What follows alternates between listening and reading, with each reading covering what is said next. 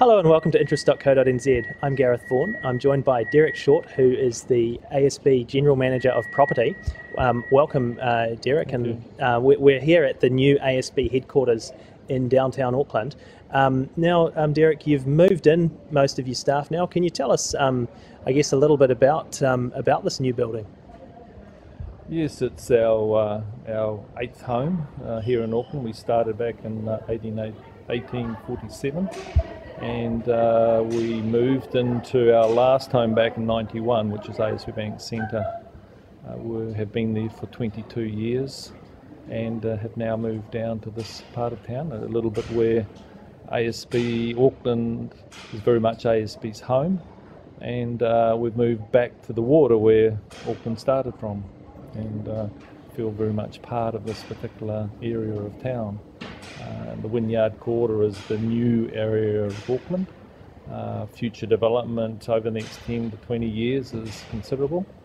So it's a great space for not only us but also our people, and showing Auckland that we've provided a home that, or particularly a building, that's going to be a dominant feature in the future as Auckland grows. Why did you in particular choose to move to a new building now? A lot of reasons. First and foremost, I was fortunate enough to be involved with our head office up at ASB Bank Centre, and that building was 33,000 square metres, what we call an A-grade building in the industry, so it was at its prime in its day, but it was very much a vertical tower where you have departments that are in what we call silos, are horizontal rather than expanded in an open plan environment. With that being the case, workplaces have changed over the last 20 odd years, 2 decades.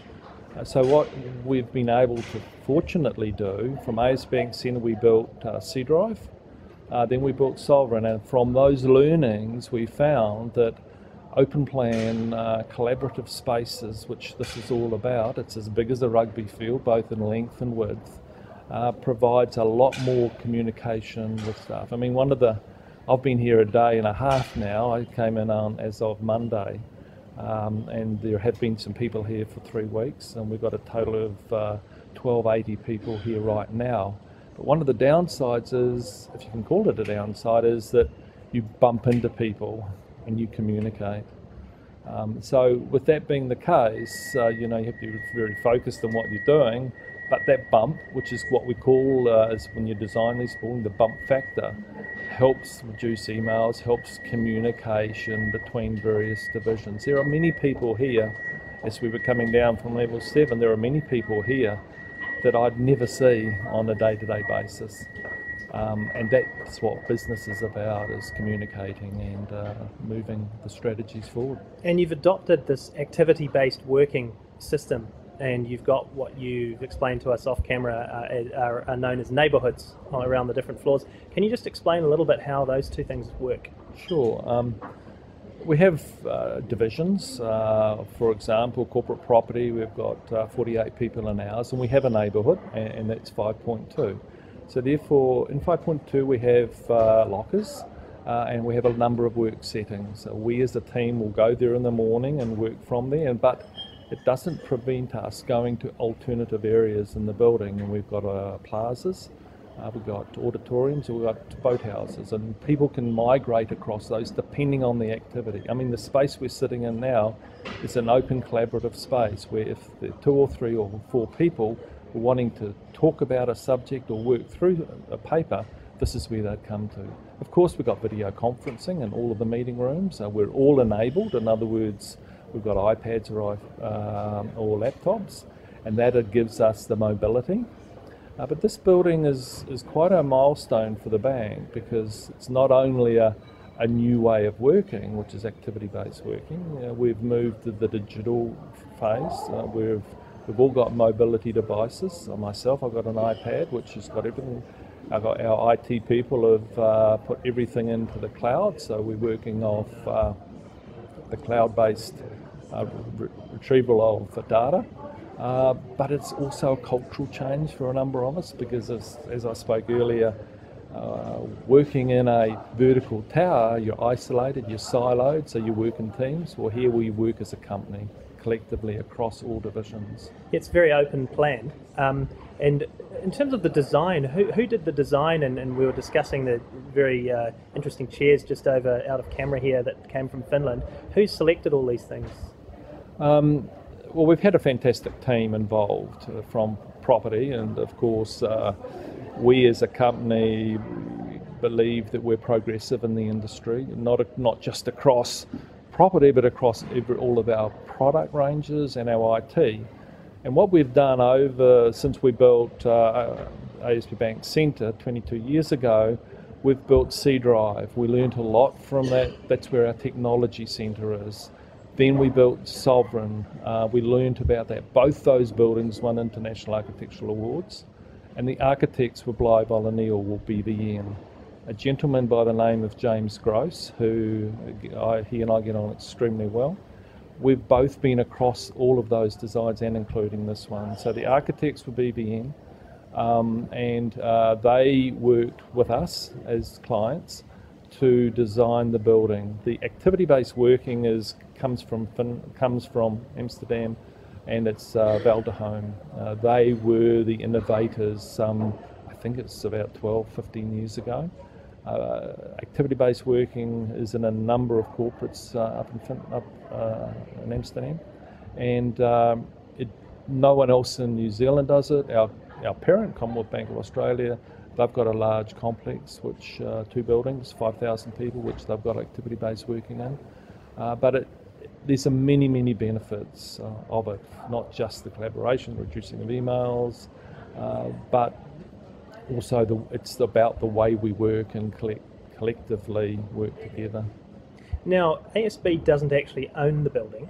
Can you tell us a little bit about who does, and how long your lease is for, and what your Sure. lease and operating costs are like compared to where you've moved from? Sure.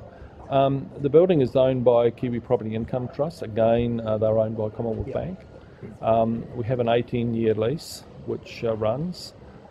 The commercial transaction that we did was that they would do the funding, and we would be the designer. So we took the risk of design on ourselves, as we did with C Drive and also Sovereign, and we drove that to create what we have today, working closely with the consultant team, and then finally with Fletchers, who were the builders.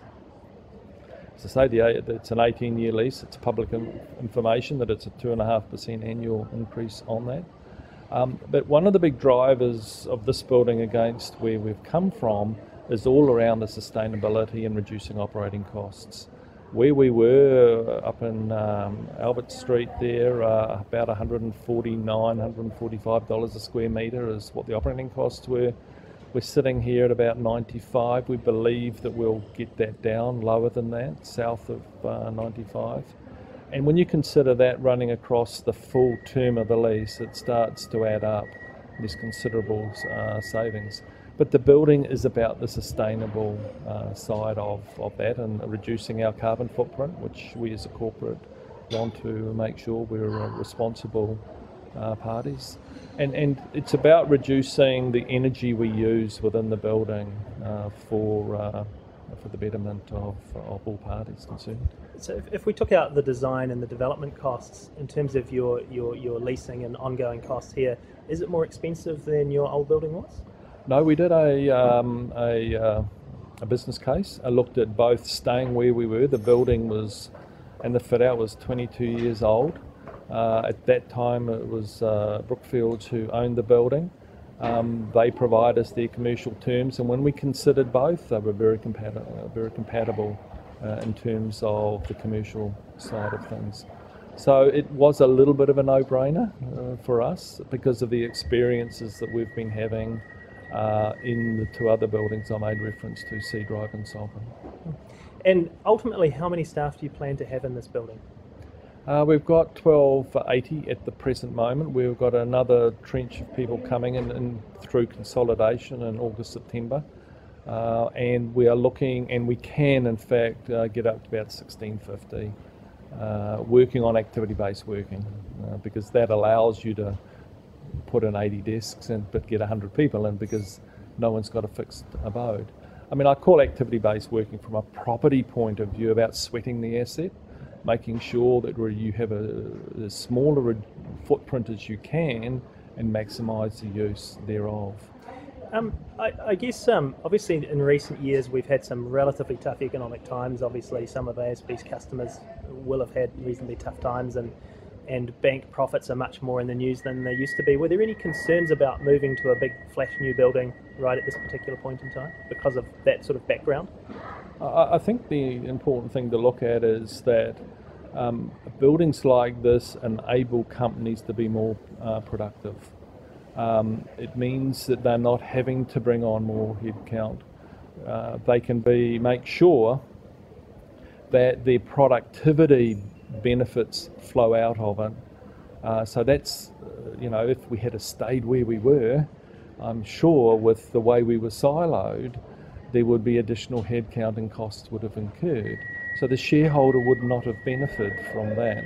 By coming into these sort of buildings, I believe it's a win-win, not only for the customer, because we can reduce costs. I talked a moment ago about the operating costs, it's reducing those. We're going to get more collaboration and more outputs from our people from being in these environments. So therefore it's a win-win across from the corporate, the customer and the shareholder. And are there any specific design features that you think are really cutting edge, other than what we've already discussed? I've been fortunate in the bank of doing, this is the fourth major project, ASB Bank Centre through to Sea Drive and Sovereign, and this one.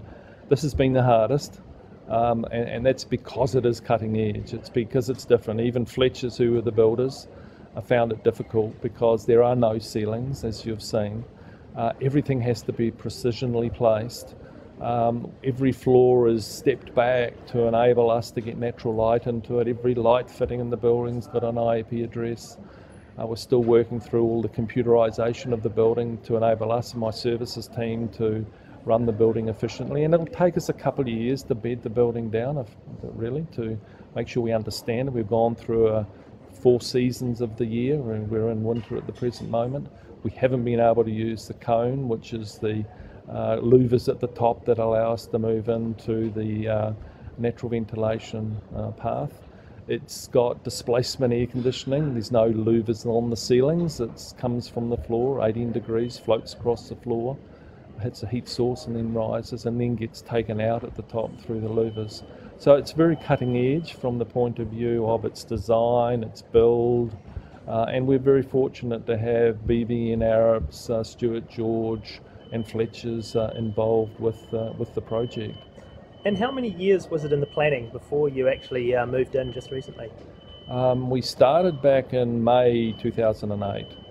That's when I was fortunate enough to go and experience activity-based working, and came back to the exec and talked to them about it, and they then said, let's embark upon this journey. And it's been 5 years in the making. And our IT people have been working on their side, audio, visual, the computerisation, all of those sort of things for the last couple of years. And the activity-based working idea, did that start with you, did it? Or did that come from somewhere else within ASB? No, it came from a discussion we had with Commonwealth Bank, our parent. In fact, David Craig, who's the CFO over there, suggested we should go and have a look. We went and had a look and saw the benefits of all those things that I've collectively talked about, and came back and went from there. Well, thanks for that, Derek. That's Derek Shortt, who is the ASB General Manager for Property, and I'm Gareth Vaughan at interest.co.nz.